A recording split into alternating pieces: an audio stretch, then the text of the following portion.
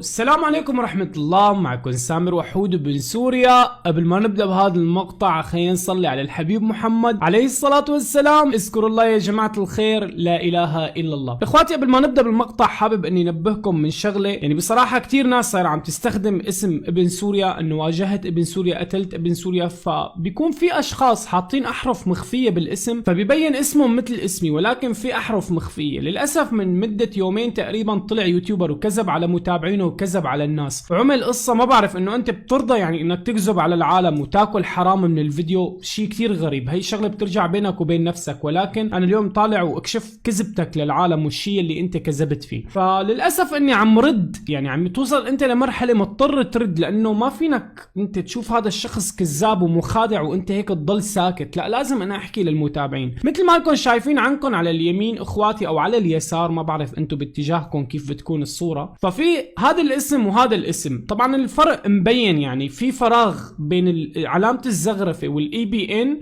والاسم الاصلي اللي تحت هو لإلي. هذا ما في علامة فراغ كبيرة، يعني ما في فراغ بين الزغرفة والاي بي ان.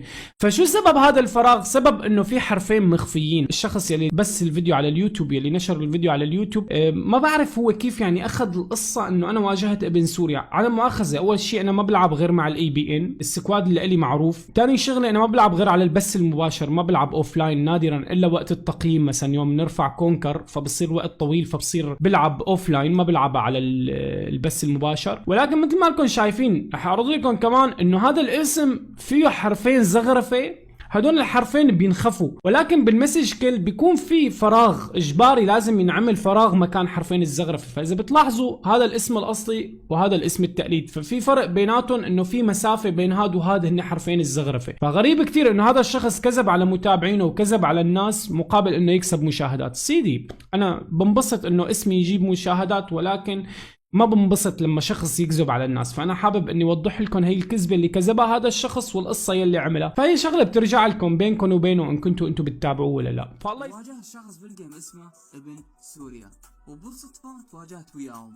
هم 4 واني 1، وبصراحه انا ما اعرف انه هو لو لا، لكن لاحظت عنده الام4 ثلجيه وسكواد وحوش يجلد بالسيرفر. والناس اللي بالتعليقات عندي بالبث قالوا لي هذا ابن سوريا. طبعا كفو منهم، مواجهة كانت صعبة وقوية لأنه 4 ضدي. تحياتي لكل الدول، كل الناس خير وبركة. هاي أول وتالي لعبة بها فوز وخسارة، ومثل ما نعرف كلنا البقاء للأقوى. لا تنسون تدعمون المقطع باللايك، هذا الشي يحفزني. وتعالوا على البث باشر الساعة 12 الظهر، ابدي رابط صفحة بالوصف. كل القيوم اللي اجيبها بالبث تكون هيجي حماسية، فلا تنسون تتابعوني هناك، وجودكم يفرحني. هسه عوفكم ويا المقطع، اتمنى لكم مشاهدة ممتعة.